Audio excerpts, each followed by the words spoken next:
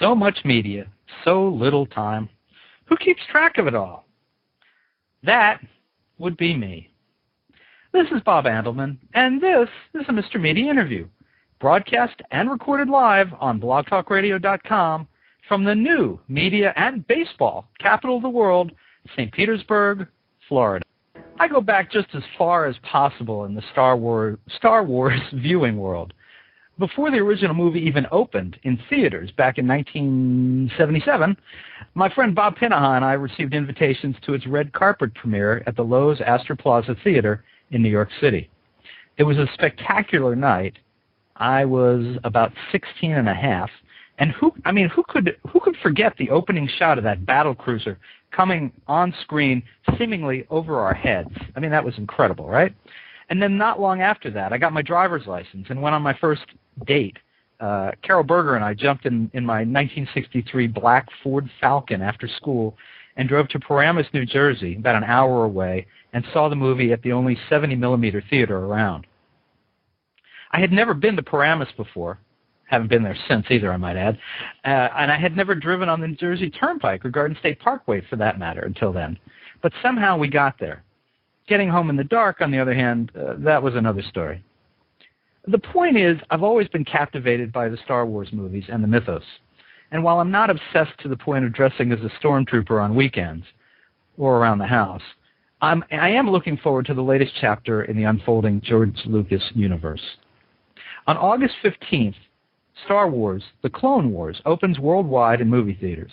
It is a feature-length CG animated film that begins to delve into the Clone Wars that Luke Skywalker asked Obi-Wan Kenobi about in the original movie. Oh, come on, everybody knows this stuff. Don't start thinking like I'm a geek here. Everybody knows this stuff from the first movie. Now, the Clone Wars is set between the events of Star Wars Episode 2, Attack of the Clones, and Star Wars Episode 3, Revenge of the Sith. The movie will ultimately lead into an animated television series that will debut on the Cartoon Network and I believe also appear on Sci-Fi Channel. All of which is my very long-winded way of explaining the importance of my guest tonight, Catherine Taber. Catherine is the actress who steps into the role of Padme Amidala, made famous in episodes 1 through 3 by Natalie Portman. Catherine voices Padme in the movie, and she continues on the job throughout the television series.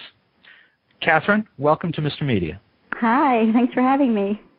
I have to correct you on one thing, though. Okay, please. The series is going to be on Cartoon Network and TNT. Oops. That's okay. Everything else is exactly right, and I'm glad you seem to even know more than I do, which made me feel good. Oh, God. No, I doubt that. But delighted to have you here. Thank you. Very excited about the movie, as I'm sure many, many people are. Yes, I am one of them. Well, so I have to start by asking you this. I mean, how into the role are you? And do I address you as Catherine or Your Highness? Catherine, please. Catherine, all right. Actually, at the point where I'm playing her, she's a senator.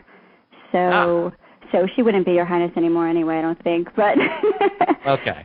But she's definitely the most exciting character I've played before for me personally, because I'm a Star Wars fan too. So it's I'd say I'm pretty into it.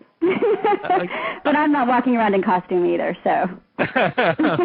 and I guess Star Wars fans will quickly point out that I obviously am not as into it as I must think I am if I didn't know that at this point in her career she's a senator and not yet a princess or anything. I want to use this as an opportunity to I think I know that you're really into this because I've been to your website, which I'll point out is CatTaber, CATTABER.com, and I read this. It is a dream and an honor to play Padme Amidala in the new Star Wars The Clone Wars feature film and series. Mm-hmm. I see Padme as someone with true convictions, a tireless advocate for the disadvantaged. She is dedicated and utterly loyal to those whom she loves, and her motives and heart somehow remain pure in a time when this seems all but impossible. She always does what she believes to be right, no matter the difficulty or consequences of doing so. I especially love about Padme that she believes in and tries to rely on diplomacy but she knows there are things worth fighting for and is willing and able to apply aggressive negotiations when they are called for. Despite her femininity and grace, she is completely comfortable firing a blaster. I absolutely love that. That's pretty good stuff. It sounds good when you read it. It's all true, so... I'm reading it because I'm auditioning. I want to be a stormtrooper. No, not at all. I'll talk to Dave. It's very cool that you even think to have this on your site. I'm assuming that it is you that has put this on your site. Well, I actually just updated it.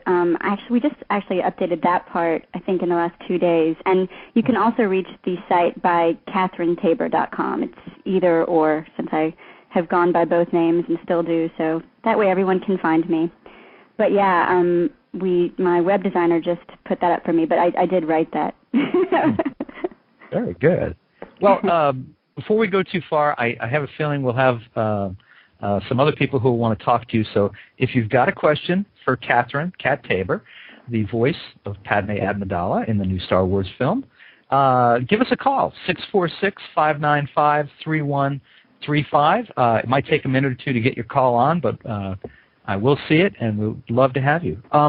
Kat, how did you land this role?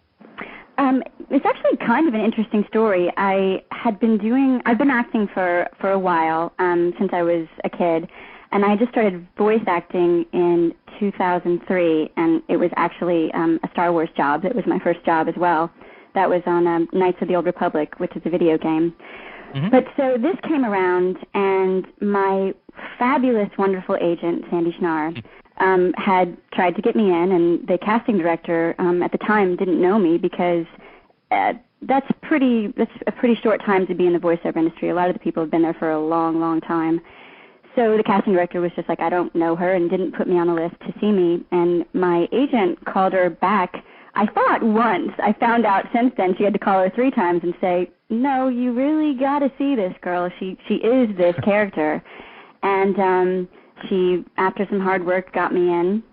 And then I went in, and pretty quickly thereafter found out that I had gotten it. And the agent, Sandy, called me and said, hi, Padme. And I was like, don't screw it around with me. You got to be kidding me. I was like, this isn't funny, really. She was like, no, seriously. So I think I screamed, and that's the story of how it happened. But I have to say I owe her a lot, but because if she hadn't fought for it, then someone else would be doing it right now, and I'd be very sad. Well, it's interesting that, I'll let you tell. You were in Star Wars Knights of the Old Republic, and tell everybody what role you had in that. I played Mission Veo, and she was a 14-year-old Twi'lek. It was funny, too, because that was actually my second voiceover audition ever. So, and of course I had been acting, so, I wasn't completely, unaware of how things worked. But I got that part, and I was going into work, and I didn't know it was going to be such a big part. I thought it was, just a small little thing, because I didn't even realize at the time that video games had such immense scripts like that. Some of them do.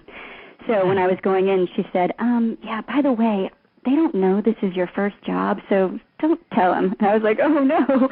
But then after I went in, and the director on that, Dara O'Farrell, is just amazing, and we got on so well that I was able to later tell him it was my first voiceover job, and he was fine with it. But that was a great character, yeah. And you have a role in the upcoming video game, the Star Wars The Force Unleashed as well, right? That is correct. I'm actually playing my own daughter. So I'm playing Princess Leia, but I'm playing her at a little bit of a younger age than Carrie Fisher. Oops. Wow. Yeah, that's Wow. I mean, so you've really jumped into this universe. Well, what's kind of funny is that the different departments are separate from one another. So when I got the role of Padme in the movie and the series, I didn't know if they knew that I had done any Star Wars before. I later found out that they did not know that. And then when I ended up getting the role of Leia in The Force Unleashed, they, at the very early beginning part of that casting, they didn't know that I was doing the movie and the series. So I really sort of attribute it to the fact that I really love the Star Wars universe so much that I think I understand it.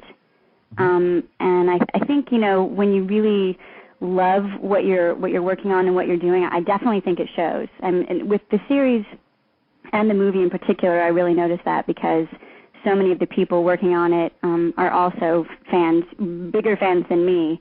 And when someone really loves something and they really know about it, it shows in the product that you put out. What you've been behind the scenes on this now. What would surprise people about the way all these Star Wars productions are done? Is there anything you can tell us from behind the scenes? Well, the video games and the movie and the series are different because when you record the video games, you are by yourself. I think the most interesting thing about the video games to me, I mean, of course you have your director, but you're not with other actors. I think the most interesting things about those to me are you go so in depth sometimes that you'll actually end up inventing, and it's usually the director, a term or something because in the script there's something that might seem sort of out of place. I think in Knights of the Old Republic we had a line that had the word pretzel in it, and we were kind of like, did they have pretzels? And decided that seemed odd. And Dara came up with, I believe, and I could be wrong, but I believe it was Teresian ale nut. And that ended up in the script. And then, you never know if, 3 years later at Comic-Con, someone's going to be selling a bag of Teresian ale nuts. But that's one of the funny things about the video games. And then with the movie and the series, I think the thing that was even surprising to me is how much fun we have making it. In those, we usually have as many people that are involved in the particular episode together in the room. And it's just an amazing experience, especially because some of the people working on the show are just legends and just so amazing with the different things that they can do with their voice and with their acting that I just stand there sometimes and go, really? Wow! So like Corey Burton and D. Bradley Baker, just really, really talented people. Well, and I saw that some of the actors from the earlier movies, Samuel L. Jackson and Anthony Daniels and Christopher Lee, have returned to their roles, I guess, for points in this in the movie and also the series. Is that right? Well, I definitely know that Anthony Daniels is doing the series as well. Unfortunately, I do not get to work directly with him, even though, obviously, because it's Padme and C-3PO, a lot of our scenes are together, but he doesn't live here, so I don't just get to hang out and hobnob with him. And then as far as Samuel Jackson and Christopher Lee, I do know that they are working on the movie, and I'm not sure as far as I don't believe that Christopher Lee is doing the role in the series, but you couldn't quote me on that because I'm not too high up. So. My source on this is today's TV Guide Online, so that's what just in case anyone's wondering if I pull that out of a hat or something. That's where that came from. But so for some of those roles too, for instance, if anyone is off doing a movie or doing something else, or they don't live in the city and they're not here for the recording, then they're not there for their part. So we'll always have as many people as possible in the room at the time. And then if they can't be there, then somebody else reads their part temporarily and they fill it in later. Now, I read that the movie was kind of an afterthought to the start of the series, that George Lucas liked what he saw so much that he thought it'd be great to lead it off with an actual movie. Is that the way you understand it? Well, I'm not fully 100% privy to that. I mean, I've kind of seen some of the same things, but my understanding is that when they first started, they were, seeing what happened and how it looked, and pretty quickly on, I think he decided that he wanted to kick it off in that way. And I just think at some point it got announced because he then found someone that he wanted to work with to make that happen. So, but whether or not, we don't usually know any of that stuff. We just go in and stand in front of the microphone. Got it. Catherine, we have a caller on the line. Let's see. Hi, do you have a question for Catherine Tabor? Yes. The Clone Wars, how long did it take to animate it? The actual animation? Yes. How long did it take to do all that? Well, that's not something that's actually in part of my job description as far as animating it. I know it takes quite a while, but they actually send all that stuff to the new Lucas facility in Singapore, and then a lot of it's also done up in right outside of Lucas Ranch. But I'm not sure how long it takes them to do each episode. I actually think it probably depends on the complexity of what the episode is about. Certain episodes, if they're focusing on battles and have a lot of ships and explosions and fighting, might take a little bit of a different amount of time than one that is more of a story-based episode and has more of the characters talking and close-up and that sort of thing. But that would not be one that I knew the answer to. I would say it takes a lot of hardworking, talented people quite a bit of time. Catherine, maybe this will get closer to what the caller is wondering. How long does it take you to do your voice work for each episode? That's usually we will do a recording straight through, so it's like doing a script reading or, like an old-time radio serial. So that will take, I would say, a couple of hours to get through because we'll stop and maybe have a break or something. And then usually we will come back at a later date just to do some adjustments. If they've decided that, a particular scene needed to be a little bit different, and then we might come back and just, add a new line or say a particular line differently. But as far as the recording of the actual script, it's one day. But like I said, our part of it is the short part. Yeah. By that time and then thereafter, there's all these amazing artists and computer engineers and everybody doing all of the hard work. Okay. Well, I think the caller hung up, but I want to thank him for calling and remind thank you people, very much. You can call in and ask your own question of Catherine Tabor from Star Wars, The Clone Wars. The number is 646-595-3135.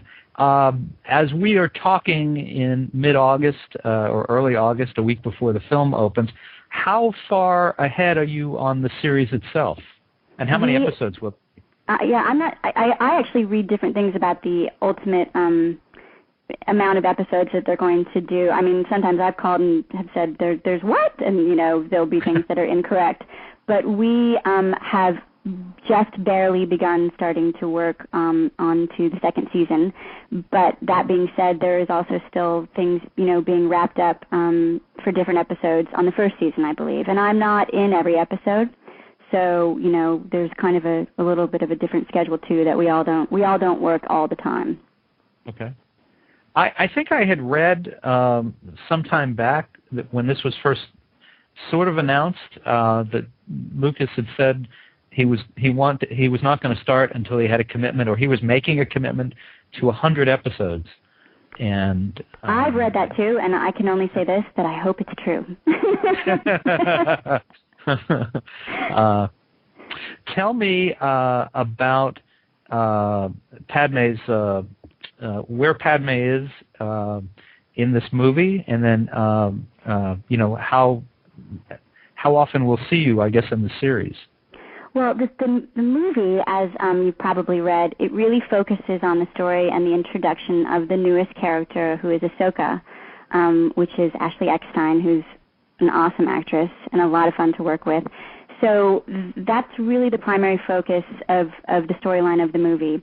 I'm coming to the movie, but I'm not the focus in the very beginning because it has a lot to do with Ahsoka and Anakin's beginning relationship.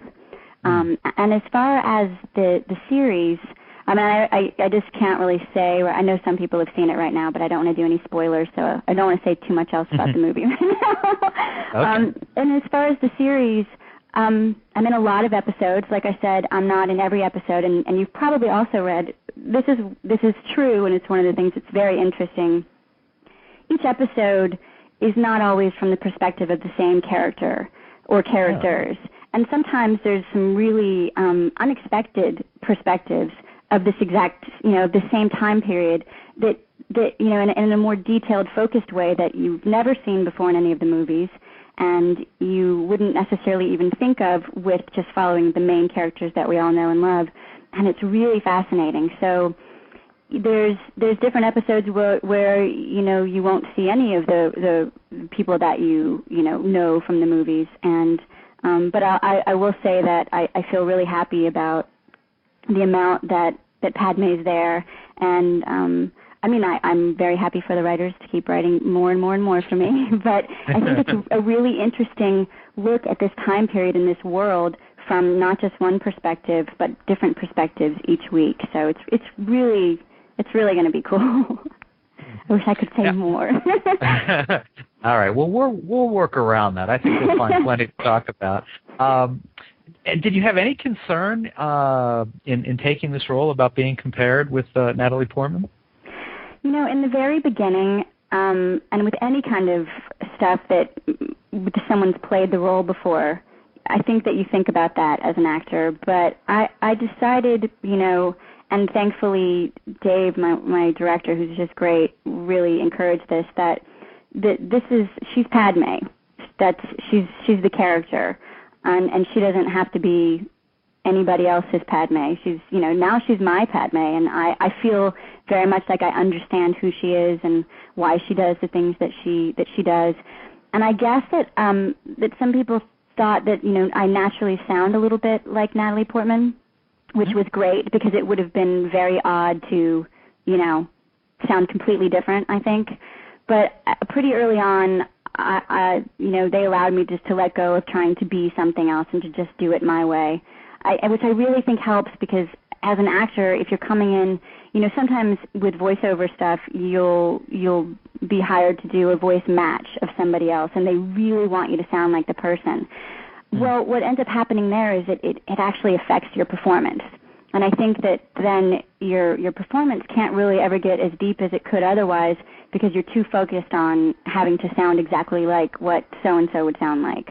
So I'm very respectful of what Natalie did with the character in the movies. I think it was great, and I love the way that she portrayed her. And I don't think that ours is particularly different, but just as an actress, you kind of have to say, I'm playing this now, and I'm just going to play her as I do. And that's the way that it is through, acting in history. There's a lot of people who have played Juliet or Ophelia, and, there might be people who are remembered for those different roles, and maybe you'll remember one thing that this person did and one thing that another person did, but I think each actress has to make it her own as best she can, and hopefully the people will respond well to that,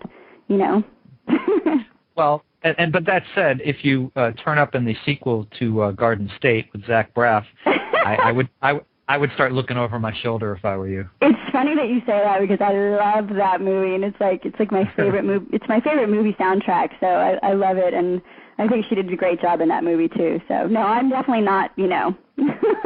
I mean, let's face it, she's Natalie Portman, so she's got nothing to worry about. All right, but now that you've said that, I have to ask if there's a band that you want to recommend that will change our lives. No, don't have one.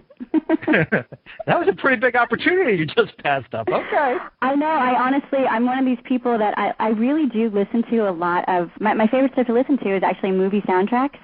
I think whoever has the job of picking those songs for the soundtracks of really good films, it's kind of neat. It's kind of like they're an artist in their own way. They're sort of painting the feeling of the film. So I listen to a lot of soundtracks to movies, like Garden State, and I love the soundtrack to Cold Mountain. And so what ends up happening is I don't even know who the artist is half the time, which is absolutely terrible.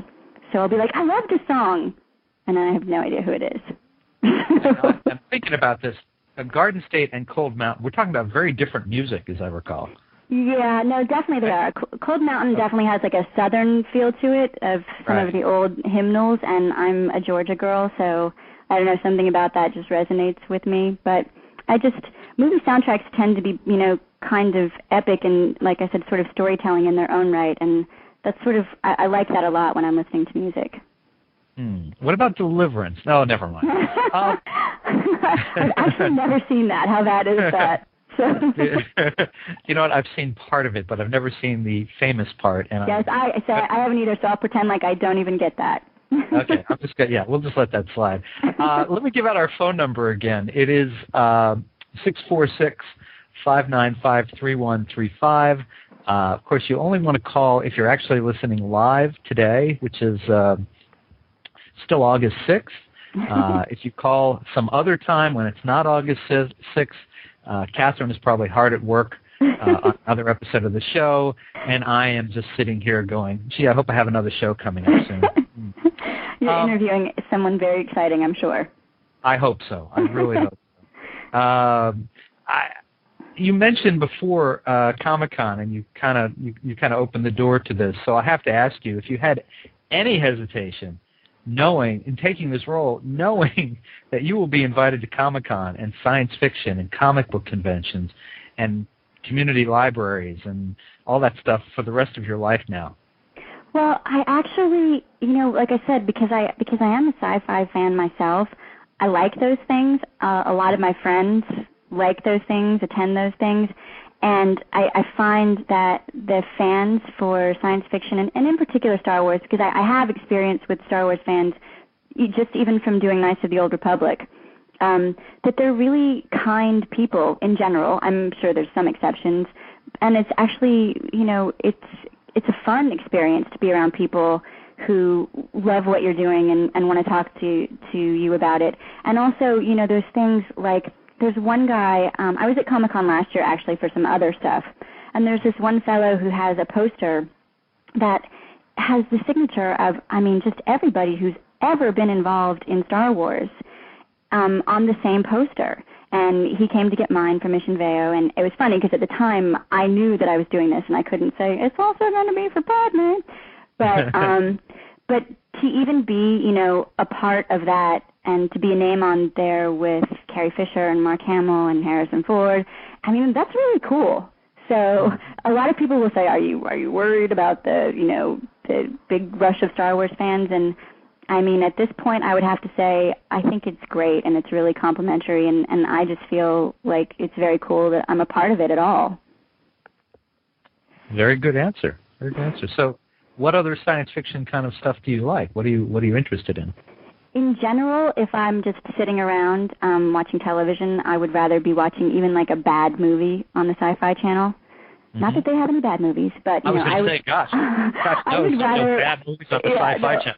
I'd rather be watching, like Alligator Attack 17 than just about anything else. I really I especially like fantasy, so I love Lord of the Rings.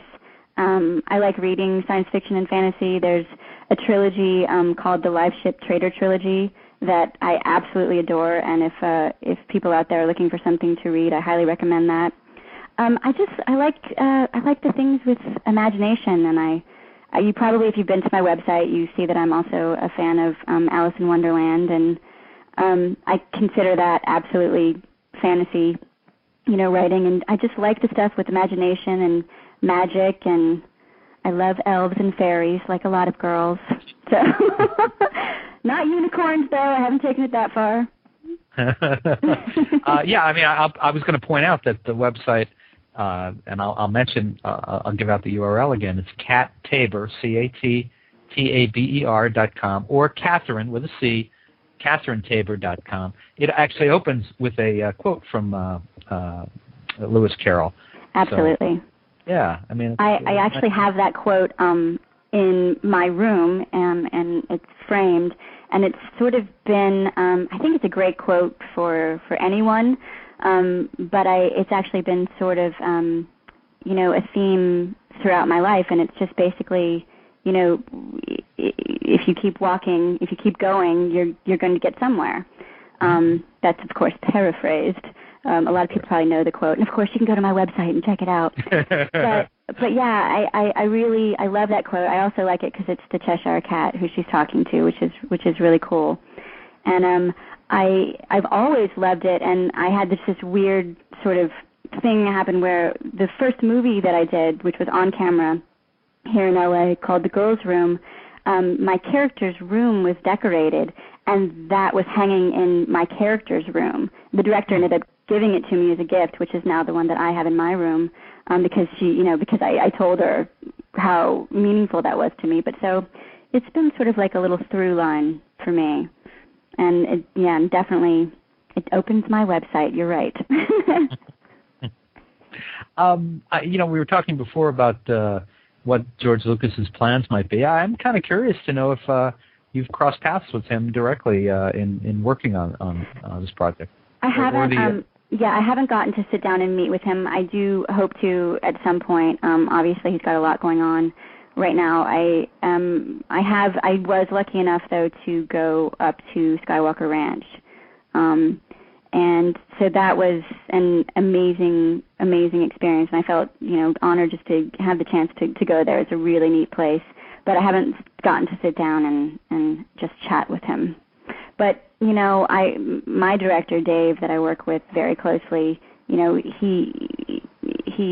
is that for me, and he definitely is with George, working very closely. So I feel definitely that there's the hand of George in all that we're doing, which is really exciting. And I know he watches the episodes, and then they discuss things they want to change or not change and all that kind of stuff.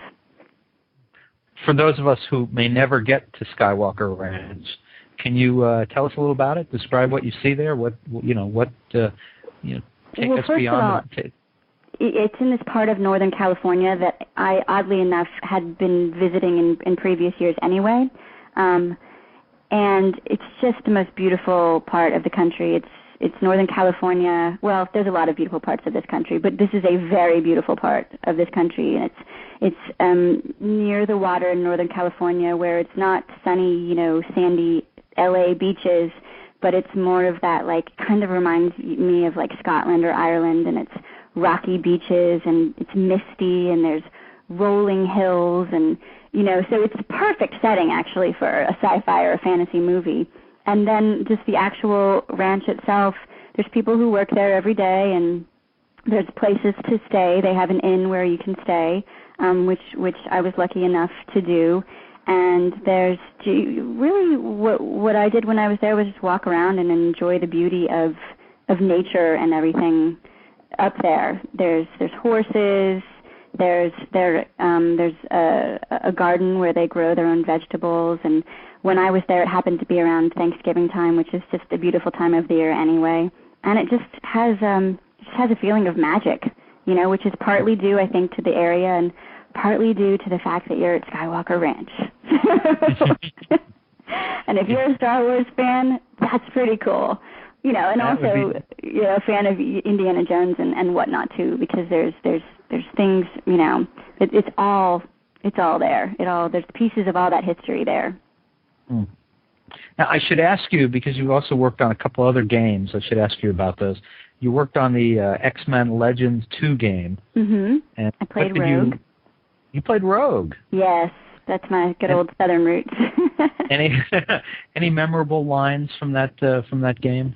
Well, that was definitely a funny game because, my experience with X-Men was the movies, but our X-Men for that game was based more I guess on the comics and some previous stuff. So it was a little bit more, over the top and superhero and that kind of stuff. And I had lines like "Your tongue's in with the tiger," stuff like that.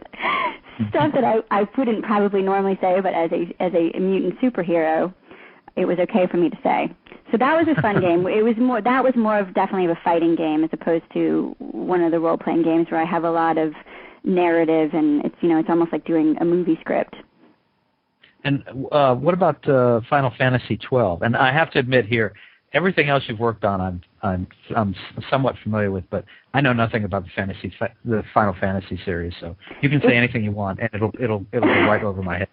That was one of my favorite jobs. And I have the game, so it's really amazing. And actually, even on YouTube, they take a lot of the movie clips from the game, and they're posted up there, so you can even watch just the movie part of the game in its whole storyline without playing the game, which is really kind of cool. But I loved the character that I did, and what's kind of been neat about that character, her name is Pinello, is that I've gotten, since I did that, a lot of letters, and when I was at Comic-Con, a lot of people coming up to me in person that were girls. And it's really cool to have, I didn't even know there were as many girl gamers out there as there are, and there's a lot. But just to have girls come up to you and be like, I loved what you did, that was so cool, it's kind of neat, and especially since a lot of them are pretty young, that you sort of feel like, wow, this is really cool. And the character of Penelo, she's a really good character. I tend to play characters who are good. And they're usually good with some spunk, so they're not just, boring good. But I so far haven't played, a bunch of evil, dark characters, which I'm perfectly willing to do. But I like playing the good character that you think might be annoying because, she's just good and happy and light. And then, finding a way to make her likable. I think that's a pretty fun thing to do. But Penelo was just a great character, and like I said, as a result of that, having these female fans who send me stuff and everything, that's been really cool, and I liked her so much that I named my dog after her. So. All right. And you mentioned that you have the Final Fantasy game. Is it weird to play games and hear your voice coming from the characters, or even to see, like, as you will, the Star Wars movie, to see that and hear your voice coming? I just think it would be kind of a surreal kind of experience. It definitely is.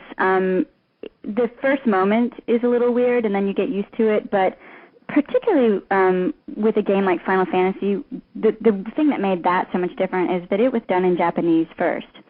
So I had to go back with the already recorded Japanese and do basically ADR, or do my lines to the mouth moving that the Japanese people had originally done, which in and of itself is kind of an interesting thing, because sometimes it seems like the Japanese actress is talking really, really, really, really fast, and there's no way you can fit your line in that little thing, but you have to find a way to do it. And then sometimes it seems like this sentence that should just be really quick takes 4 hours, and again, you have to sort of stretch it out. So that's an interesting thing about doing like one where you're coming from the Japanese into English too, because a lot of people who see your performance don't even realize that some of the choices that you had to make, for things were actually because they were already there. But so for one like that with Penelo, I saw her the whole time I was doing it. So that one, I started to, if she had spoke with any other voice, it would have been strange, besides mine, because I saw her. But it definitely is interesting the first time that you see any character. It sort of seems like a lot of the ones I've done end up sort of looking like me, and I don't know if I'm imagining that or they actually do.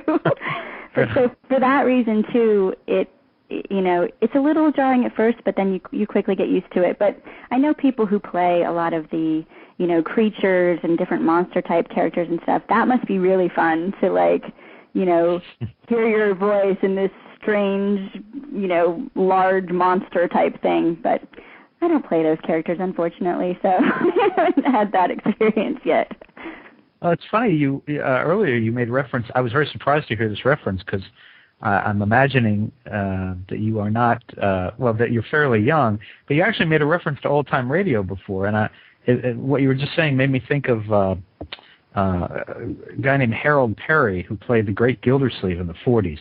Now, I'm not that old, but we listen to it now. But he went on later in life in the 60s and did cartoon voices for Scooby-Doo and a lot of, I think he did some monsters and some other characters. And it got me thinking that, you'll be able to do this forever once you get started with these voices. Yeah, you hope so. And when I said early on too about the fact that when my agent was trying to get me in for the audition for Padme, there's a lot of people who have been doing it for a while, and they do a lot of the work that you hear. There's definitely some people who are big stars in the industry, and you hope that you can get to that place. But that is one of the nice things about voiceover.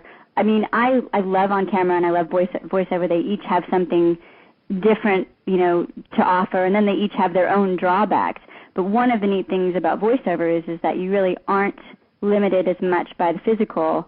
And, Mission Veo, the character that I played first, was 14, and I wasn't 14. But, I was able to sound 14, and I also wasn't a blue alien. But so, you hopefully can have a longer range and do things for quite a while that have nothing to do with your physicality. Although, a lot of the stuff now with technology is motion capture, and even if it's not full motion capture, they do record your face and your body movements and, what your eyes do and all that kind of stuff. And it can have more to do now with what you look like than it ever did before. So that's kind of going to be an interesting thing to see where that goes in the future.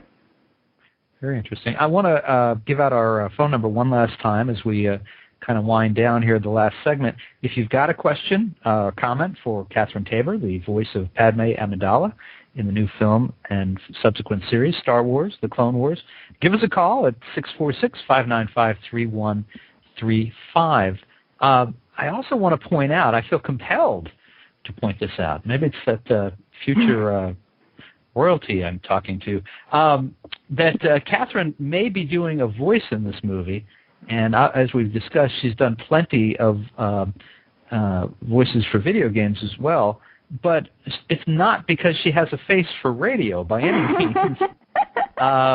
You have to see a picture of this young lady. She's actually quite stunning, and I'm kind of curious, Catherine, what is a beautiful girl like you doing out of camera range so often? I do both, and like I said, I actually started with on camera.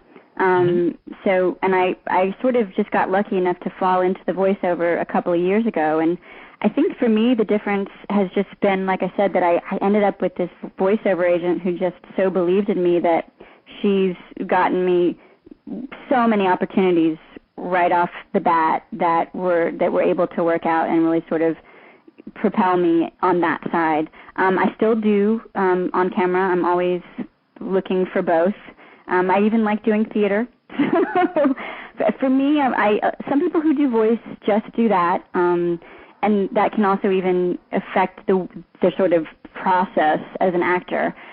For me, it's all kind of the same. I approach it all just about the same, and I just like to work on things that I love and that are good. And sometimes with some of the on-camera stuff, I don't end up doing certain things just because it's not good, and I like to be involved with stuff that I'm proud of and I think is good, and there's definitely more of that coming as well. So, hopefully you'll be seeing and hearing me. But sure. I just, it's the things that come that are the right things at the right time, and at this point, this is the biggest thing for me, but I think that's not because it's voice, just because it's Star Wars, So, sure. and that's great. Now, do you have anything else outside of the Star Wars stuff that's in the pipeline that you've completed? I have a couple of games that are just about done that I believe are coming out in the fall. One is called Rise of the Argonauts, which is just going to be, I've seen some of the graphics. It's just beautiful. And again, sort of like an interesting Greek mythology time period, which I think is a really cool thing to explore as well. And then I have a small role in Tom Clancy's Hawks, which is like an Air Force fighting game, which was really exciting for me because I thought, cool, I get to play a soldier this time. And then I got there and I found out I'm not playing soldier. But I think that that kind of game is really cool too. It's where you're sort of the pilot and you're actually looks like you're flying in the plane and fighting battles and rescuing people, and I like that kind of stuff a lot. So I have that. I have a couple of independent features that I'm working on, and camera-wise, but they are not completed yet. We're actually in the process, so you can be looking for those. Well, folks, I want to tell you that you can learn more about Catherine Cat Taber by visiting her website, again, at www.cattaber.com, or Catherine with a C, KatherineTaber.com. And if you want to know, gosh, I can't imagine that there's more than 2 or 3 of you that want to know a little bit more about the movie before it opens. You can go to StarWars.com. You must have that memorized. StarWars.com. It's very cool. It'll open with some animation from the animated, the CG movie, and you can go and learn a little bit something about each character. Catherine, it's been a delight having you on. I hope we can get you back again sometime once the series gets going, and we'll have more to talk about. I know there's things that you're not allowed to discuss. Yeah, I know, and that's the thing too. And I'm like, I would be happy to come back once you know and more has been out there and you've seen more and any of that you want to talk about, just so that right now, so I don't get in trouble. I understand. But thank you so much for joining us on Mr. Media today. It was a pleasure. Thank you for having me. Bye-bye. And good luck next week. We'll be watching. Thank you. I hope so. Bye-bye. All right. Bye-bye. And, of course, for dozens more celebrity and newsmaker interviews, surf over to our main website, www.mrmedia.com. That's where you can listen to my earlier conversations with the stars, writers, and producers of Heroes, Curb Your Enthusiasm, Army Wives, 24, The Big Bang Theory, Pearls Before Swine, Tell Me You Love Me, The Dark Knight, and many others.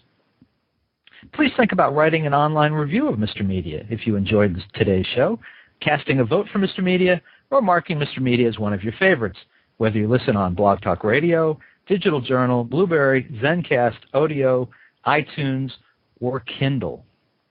Thanks so much for joining us today, everybody. I really appreciate when you give up a little of your time. If you join the show late, wait a few minutes. You'll be able to download it. Check out some of the other shows on the site. And thanks so much for your time. Come back again real soon.